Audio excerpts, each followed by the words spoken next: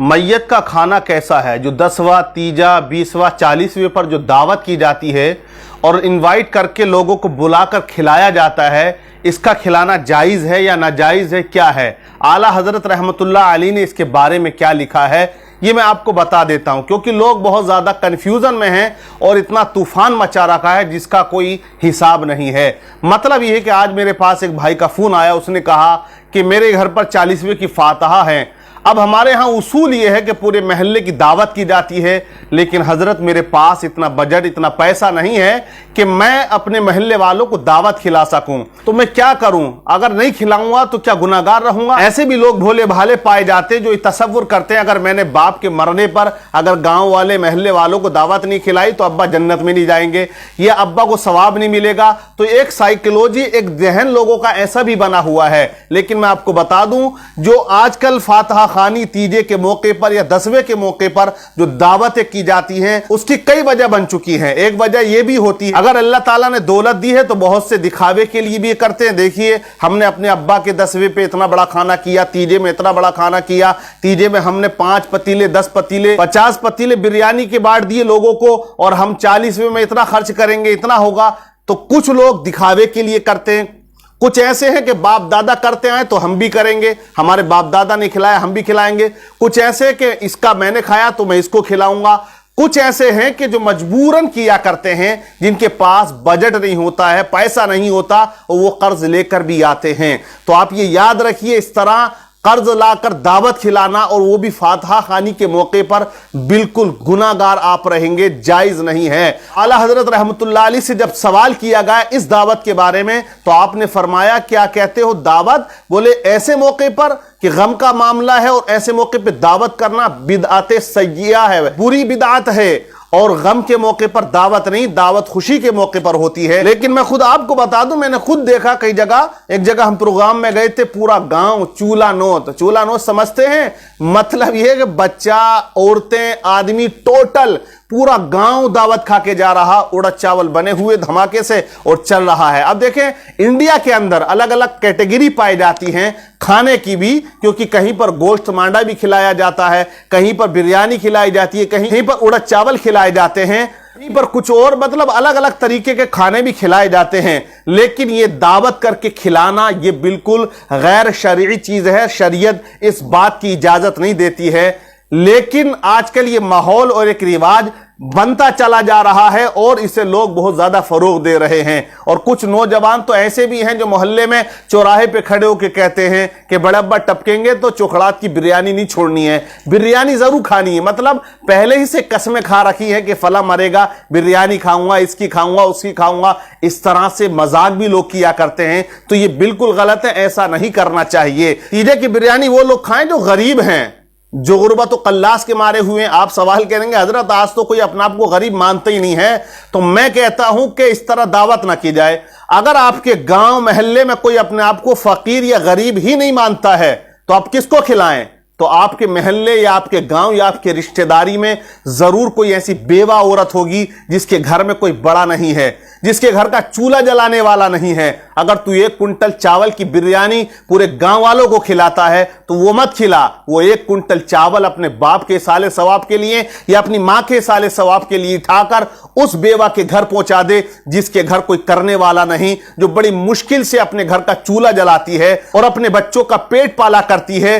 1 quintal गेहूं उस बेवा के घर पहुंचा दे, अल्लाह तबारक व तआला तुझे बहुत ज्यादा सवाब इसमें अता फरमाएगा। लेकिन अगर तेरे अंदर रियाकारी है, तू दिखावा कर रहा है, तो 1 कुंटल नहीं 20 कुंटल चावल पूरे गांव वालों को खिला देना, तुम्हें बिल्कुल सवाब मिलने वाला नहीं है। न मरने वाले को मिलेगा, न तुम्हें इससे 1 रुपए का फायदा होने वाला है। मगर माहौल बनता जा रहा, शरीयत नहीं बना रही है, तबीयत बना रही है।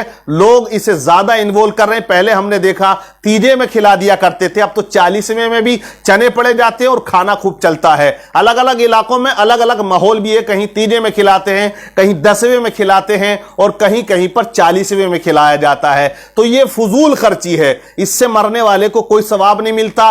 वो इंसान जो बिरयानी बड़ी मोहब्बत से खा रहा है, उससे कहो तो आप नमाज जनाजा पढ़ने को, जब नमाज जनाजा होती है तो 1 किलोमीटर दूर खड़ा हो जाता है और बिरयानी में बोटी ढूंढता है। एक साहब बता रहे थे कि दफन में से आ रहे थे तो एक बुढ़िया ट्राली में शिकायत कर रही थी कि मौत क्या हुई है कि बोटी तक हाथ ना आई। مطلب مرنے والا مر گیا، جان سے گیا، اور انہیں بوٹیوں کی پڑی ہوئی ہے، یہ ابھی تک گوشت ڈھونڈ رہے ہیں، تو یہ بالکل سراسر غلط ہے۔ فاتحہ خوانی کے موقع پر دعوت کر کے بلا کر کھلانا ناجائز بتایا ہے۔ اب گاؤں کے جو غنی پردھان ہیں وہ بھی سمجھائیں اس کو، اس سے کہیں کہ بھائی ہم تیرے یہاں آئیں گے ضرور فاتحہ خوانی میں، لیکن تو دعوت ہماری مت کر، یہ ہمارے لیے بہتر نہیں ہے۔ کیونکہ جو غنی لوگ ہیں، گاؤں کے امیر ہیں، مالدار ہیں، ان کو تو بچنا چاہیے، مگر ہوتا یہ ہے کہ وہی سب سے پہلے کرسی ڈال کے بیٹھے ہوئے ہوتے ہیں کہ بنوائیے کھانا، لیکن ایک ان کے آگے بھی ریزن ہوتا ہے، اگر وہ نہ جائیں تو وہ غریب برا مان رہا ہے کہ میرے گھر تو پردھان جی نہیں آئے یا چکھڑات نہیں آئے، جان چکر میں چاروں طرف سے۔ تو اس چیز کو سمجھنا ہوگا، غریب کو بھی امیر کو بھی۔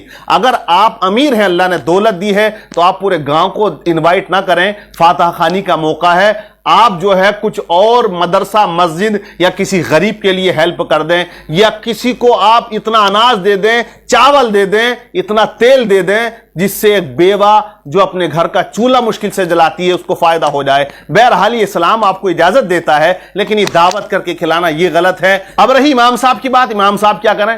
امام صاحب کو تو کھانا ہی ہے۔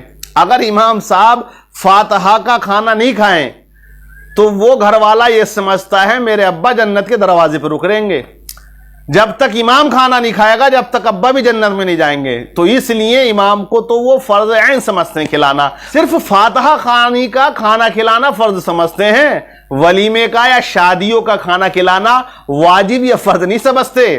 کیونکہ ہم نے بھی دیکھا ہے بہت زیادہ کہ جب بارات نبڑ جاتی ہے تب کوئی کہتا ہے کہ نکاح تو پڑھواؤ، تو تب کوئی پیچھے سے کان میں کہتا ہے دعوت بھی کی ہے یا نہیں، تو گھر والا کہتا ہے بس امام صاحب ہی رہ گئے، پورے گاؤں کو میں نے انوائٹ کر دیا، رہ گئے تو امام صاحب ہی رہ گئے۔ تو اب امام صاحب کو فون کیا جاتا ہے، حضرت تمہیں بھول گئے، کیوں نہ بھولے گا، امام ہے نا۔